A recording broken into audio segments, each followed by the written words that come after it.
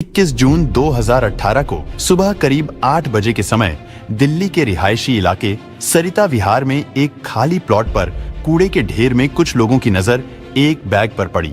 उसके पास ही एक बड़ा सा कार्टून बॉक्स भी पड़ा था। हालांकि कचरे के ढेर में ऐसी चीजों का पड़ा होना एक नॉर्मल सी बात थी, लेकिन इन दो चीजों ने लोगों का ध्यान अपनी ओर इसलिए खींचा क्योंकि उस बॉक्स में से आ रही तेज बदबू की वजह से उसके आसपास से गुजरने वाले लोग उस बदबू से बहुत परेशान थे। और जब लोगों को कुछ शक हुआ तो उन्होंने इसकी सूचना पुलिस को दे दी। कुछ ही मिनटों में दिल्ली पुलिस भी मौके वारदात पर पहुंच गई। लेकिन जैसे ही उस बैग और बॉक्स को खोला गया तो पुलिस वालों के भी होश खराब हो गए, क्योंकि उस कार्टून बॉक्स में एक लड़की की लाश थी, और वो भी 7 अलग अलग टुकड़ों में। हाथ, पैर, सिर, गर्दन, यानी सब कुछ अलग अलग था। पुलिस ने लाश को बरामद करते ही उसे पोस्टमार्टम के लिए भेज दिया। लेकिन जिस तरह से लाश को 7 अलग अलग टुकड़ों में काटकर बैग और कार्टून बॉक्स में भरकर निपटाया गया था, उससे ये तो साफ था कि ये मामला कत्ल का है। लेकिन मरने वाली लड़की कौन थी और वो कहाँ रहती थी? उसका कत्ल किसने किया? उसकी लाश के इतने टुकड़े किस वजह से किए गए? ये सभी सवाल पुलिस के मन में थे, जो अभी अनसुलझे थे। पुलिस को इन सभी सवालों के जवाब जानने और कातिल तक पहुंचने के लिए सबसे पहले मरने वाली लड़की की पहचान करनी जरूरी थी। लेकिन पुलिस के सामने सबसे बड़ी प्रॉब्लम ये थी कि आसपास के इलाके में रहने वाले लोगों से पूछताछ करने पर, साथ ही उस बैग और कार्टून की पूरी कहानी बताने के बाद भी मरने वाली लड़की की कोई शिनाख्त नहीं हो पाई थी। यहाँ तक कि उस लड़की ने जो कपड़े पहने हुए थे, पुलिस ने आसपास के लोगों को वो कपड़े भी दिखाए, लेकिन फिर भी कहीं से कोई सुराग नहीं मिला। इसके बाद आसपास के इलाके के तमाम गुमशुदा लोगों की लिस्ट तैयार की गई, लेकिन फिर भी कहीं से कुछ पता नहीं चला। इसी तरह कोशिश करते करते कई दिन बीत गए। लेकिन फिर अचानक जांच के दौरान पुलिस की नजर एक ऐसी चीज पर पड़ी जिससे पुलिस को लगा कि शायद इससे मरने वाली के बारे में कोई सुराग मिल जाए। दरअसल कातिलों ने जिस कार्टून बॉक्स में लाश के टुकड़े भरकर उस कूड़े के ढेर में फेंके थे, उस बॉक्स पर एक कोरियर कंपनी का एड्रेस लिखा हुआ था। पुलिस ने सोचा कि हो सकता है शायद इस एड्रेस से ही कोई सुराग मिल जाए। इसलिए पुलिस की एक टीम तुरंत गुरुग्राम में स्थित उस कोरियर कंपनी के ऑफिस पर पहुंची। वहां पहुंचकर पुलिस ने उस कंपनी के अफसरों को कार्टून बॉक्स की फोटो दिखाई। इत्तेफाक से कोरियर वालों ने उस बॉक्स की पहचान कर ली। उन्होंने बताया कि इस तरह के कार्टून बॉक्स में उनके एक कस्टमर ने यूएई से कोई पार्सल बुक करवाया था। उस कस्टमर का नाम था जावेद अख्तर। इसके बाद कोरियर वालों के बताए पते पर पुलिस तुरंत जावेद अख्तर के घर अलीगढ़ पहुंचती है। वहां पर उन्हें ना सिर्फ जावेद मिल गया, बल्कि उसने अपने कार्टून बॉक्स की फोटो की भी पहचान कर ली। पूछताछ करने पर जावेद ने बताया कि उसने 3 साल पहले ऐसे ही कई कार्टून बॉक्स में यूएई से जरूरत का कुछ सामान मंगवाया था। उनमें से कुछ बॉक्स तो उसने अपनी नौकरानी को दिए थे और कुछ बॉक्स उसने दिल्ली के शाहीन बाग वाले अपने घर में रखवा दिए थे। जावेद अख्तर ने बताया कि शाहीन बाग वाले उस मकान में कुछ लड़के किराए पर रहते हैं। इसके बाद पुलिस तुरंत दिल्ली के शाहीन बाग पहुंची, क्योंकि अब पुलिस की सारी उम्मीदें जावेद अख्तर की नौकरानी और उसके शाहीन बाग वाले मकान पर टिकी हुई थी। यानी पुलिस को जो भी सुराग मिलना था वो इन्हीं 2 जगहों से मिलना था। इसलिए पुलिस की टीम सबसे पहले जावेद अख्तर की नौकरानी के घर पहुंची, लेकिन वहां पर वो खाली बॉक्स मौजूद थे। इसके बाद पुलिस जावेद के शाहीन बाग में स्थित मकान पर पहुंची, लेकिन पुलिस का माथा तब ठनका जब उन्होंने देखा कि वहां पर तो ताला लगा हुआ है। दरअसल जावेद ने ये मकान साजिद अली अंसारी नाम के व्यक्ति को किराए पर दे रखा था। साजिद पेशे से एक इंजीनियर था, लेकिन अचानक वो अपने पूरे परिवार को लेकर वहां से गायब हो चुका था। इससे पुलिस को अब साजिद अली पर ही शक होने लगा था।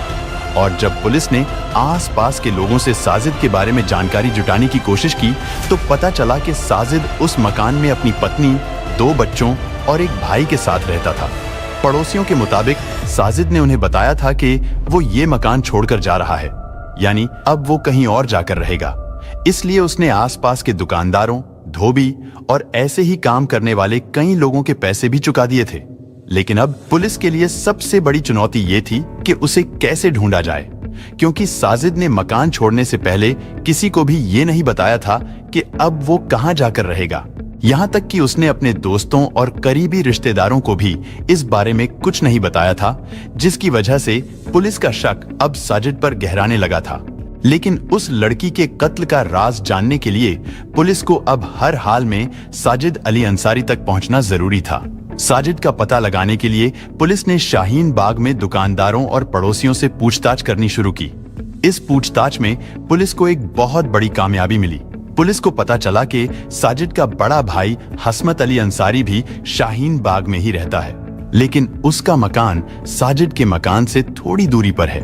हसमत के बारे में पता चलते ही पुलिस बिना देरी किए तुरंत उसके घर पर पहुंचती है। पुलिस को न सिर्फ हसमत बल्कि इत्तेफाक से साजिद भी वहीं पर मिल गया।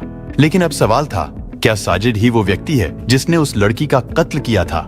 लेकिन वो लाश किसकी थी जिसे कार्टून बॉक्स में भरकर ठिकाने लगाया गया था? और अगर साजिद का इस कत्ल से कोई लेना देना नहीं था, तो फिर अचानक उसने अपना मकान क्यों छोड़ दिया था? सवाल तो कई थे, पर अभी जवाब एक भी नहीं था। लेकिन अब पुलिस को भी हर सवाल का जवाब चाहिए था। इसके बाद पुलिस ने साजिद और हसमत अली से पूछताछ शुरू की। पहले तो साजिद और हसमत ने पुलिस को गुमराह करने की बहुत कोशिश की। उन दोनों ने खुद को बेकसूर बताया। मकान बदलने को भी साजिद ने महज एक इत्तेफाक ही बताया। लेकिन जब पुलिस ने उन्हें वो कार्टून बॉक्स और बैग दिखाए तो जल्द ही सच्चाई सामने आ गई। उस कार्टून बॉक्स और बैग को देखकर साजिद की जुबान लड़खड़ाने लगी, जिसके बाद कड़ाई से पूछताछ करने पर उसने अपना जुर्म स्वीकार कर लिया कि उस लड़की का कातिल कोई और नहीं बल्कि वही है, और वो लड़की भी कोई और नहीं बल्कि उसकी पत्नी राजबाला उर्फ जूही अंसारी थी। लेकिन सबसे बड़ा सवाल ये था कि आखिर साजिद ने अपनी ही पत्नी की जान क्यों ली, और कत्ल करने के बाद उसे टुकड़ों में काटकर क्या उसने अकेले ही ठिकाने लगाया था, या फिर इस काम में उसके साथ कोई और भी शामिल था? अब साजिद पुलिस की गिरफ्त में था। वो अपना जुर्म भी स्वीकार कर चुका था, लेकिन उसने अपनी पत्नी के कत्ल की जो वजह और तरीका बताया, उसने पुलिस वालों का भी दिमाग घुमाकर रख दिया। दरअसल इस घटना से करीब 7 साल पहले यानी साल 2011 में बिहार के चंपारण की रहने वाली राजबाला के मोबाइल पर साजिद का फोन आया। ये एक रॉन्ग नंबर था। उस समय राजबाला उर्फ जूही ना तो साजिद को जानती थी और ना ही कभी उसने साजिद को देखा था। अब इसे एक इत्तेफाक कहें या फिर जूही की बदकिस्मती, लेकिन चूंकि किस्मत में उन दोनों का मिलना लिखा था, तो उसी दौरान जूही को रॉन्ग नंबर वाले साजिद से प्यार हो गया। फोन पर बातें करते करते साजिद और जूही दोनों एक दूसरे से इतना प्यार करने लगे थे कि बात शादी तक पहुंच गई, और अब वो दोनों शादी करना चाहते थे। लेकिन उन दोनों का ताल्लुक अलग अलग धर्मों से था।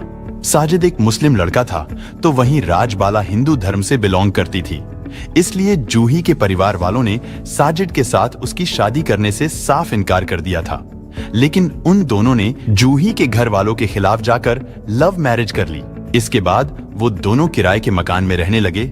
साजिद एक मिडिल क्लास फैमिली से था। हालांकि उसने इंजीनियरिंग कर रखी थी, लेकिन फिर भी वो बेरोजगार था। साजिद के पास कोई रोजगार ना होने की वजह से उन दोनों ने दिल्ली जाने का फैसला किया। साजिद और जूही शादी के 1 साल बाद यानी साल 2015 में दिल्ली आ गए। वो दोनों शाहीन बाग में आकर किराए के मकान में रहने लगे और एक अच्छी नौकरी की तलाश करने लगे।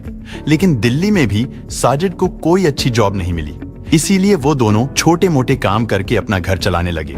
धीरे धीरे समय बीतता रहा और फिर कुछ सालों में उनके 2 बेटे भी हो गए, जिसकी वजह से साजिद के लिए अब परिवार का खर्च चलाना बहुत मुश्किल हो गया था। उसकी फाइनेंशियल कंडीशन इतनी खराब हो चुकी थी कि अब उन दोनों पति पत्नी के बीच पैसों को लेकर हर दिन झगड़े होने लगे थे। इसी बीच साजिद का किसी और लड़की के साथ अफेयर भी शुरू हो गया था। एक दिन ये बात भी किसी तरह जूही को पता चल गई, जिसकी वजह से उन दोनों के बीच फिर से झगड़ा शुरू हो गया। साजिद रोज रोज के झगड़ों से इतना तंग आ चुका था कि अब उसने जूही को ही अपने रास्ते से हटाने का फैसला कर लिया। पत्नी से निजात पाने का फैसला कर चुके साजिद ने उस रात कत्ल की पूरी प्लानिंग और तैयारी पहले से ही कर रखी थी। उसी प्लानिंग के तहत साजिद ने अपने दोनों बच्चों को बड़े भाई हसमत के घर पर छोड़ दिया था, ताकि उनकी गैर मौजूदगी में वो उनकी मां को आसानी से कत्ल कर सके। हालांकि पति पत्नी के बीच झगड़े किस घर में नहीं होते, लेकिन उस दिन जूही को नहीं पता था कि अपने पति साजिद से झगड़ा करना ही उसकी मौत की वजह बन जाएगी। रोज रोज के झगड़ों से तंग आ चुके साजिद के दिमाग में तो उस रात कुछ और ही चल रहा था। उस रात घर पर साजिद और जूही अकेले थे, लेकिन अब जूही की जान लेने के लिए भी साजिद को एक वजह चाहिए थी। उसके लिए साजिद ने उस रात खुद ही जूही के साथ झगड़ा करना शुरू कर दिया। उस रात पहले तो उन दोनों में जमकर कहासुनी हुई और फिर साजिद ने वही किया जो उसके दिमाग में पहले से ही चल रहा था। वो अचानक अपनी जगह से उठा और उसने पूरी ताकत से जूही का गला दबाना शुरू कर दिया, जिसकी वजह से चंद मिनटों में ही जूही की जान चली गई। लेकिन अब साजिद के सामने चुनौती ये थी कि अपनी पत्नी की लाश को कैसे निपटाया जाए, क्योंकि ये उस अकेले के बस की बात नहीं थी। तो पति पत्नी के बीच में जब झगड़ा होता है तो मौका देख करके साजिद अली अंसारी ने अपने बीवी जूही का गला घोंट करके, ये उसका डिस्क्लोजर है, वो कहता है वो गला घोंट करके उसकी हत्या कर दी। और उसके बाद उसने लाश को ठिकाने लगाने के लिए अपना भाई इश्तियाक को बुलाया। ये दोनों ने मिल करके उस दाव से इसके शरीर को टुकड़े टुकड़े उन्होंने किया। और इस तरह 5 फुट 2 इंच की जूही अब 3 फुट के एक कार्टून और 1 फुट के बैग में पैक हो चुकी थी। लेकिन अब उन दोनों भाइयों के सामने चुनौती ये थी कि अब उन्हें लोगों की नजरों से बचकर उन टुकड़ों को ठिकाने लगाना था।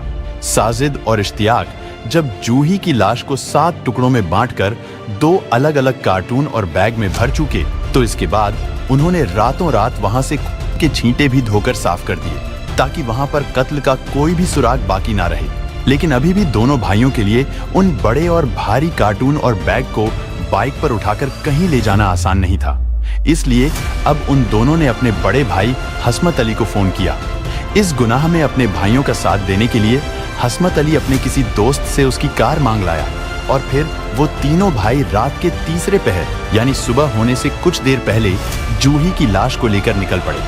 वो लोग पहले तो देर तक उस पूरे इलाके के चक्कर लगाते रहे ताकि लोगों की नजरों से बचकर उस लाश को ठिकाने लगा सकें, और फिर उन्हें सरिता विहार के हाजी कॉलोनी इलाके में एक कूड़े का ढेर नजर आया। इसके बाद चुपके से कार्टून और बैग दोनों को कूड़े में फेंककर वो लोग वहां से फरार हो गए। वारदात को पूरे अंजाम देने के बाद सुबह सुबह ये अपने बड़े भाई हसमत अली अंसारी को इन्होंने इसमें शामिल किया। हसमत अली अंसारी अपने एक साथी का एर्टिगा कार लेकर के आया और तीनों मिल करके इस डेड बॉडी को ठिकाने लगाने के लिए, तमाम सबूत मिटाने के लिए तीनों भाई मिल करके गाड़ी में कार्टन और काला बैग को लोड करके वो शाहीन बाग के इलाके से जगह ढूंढते हुए वो सरिता विहार के इस वैकेंट प्लॉट पर और सितम तो देखिए कि जिस साजिद के हाथों मारी गई जूही के 7 टुकड़े किए गए और फिर उन टुकड़ों का आखिरी ठिकाना कूड़े का ढेर बना, उसी साजिद से जूही ने अपने घर वालों के खिलाफ जाकर लव मैरिज की थी। लेकिन कहते हैं कि एक झूठ को छिपाने के लिए कई झूठ बोलने पड़ते हैं। हालांकि यहाँ तो बात लाश को छिपाने की थी।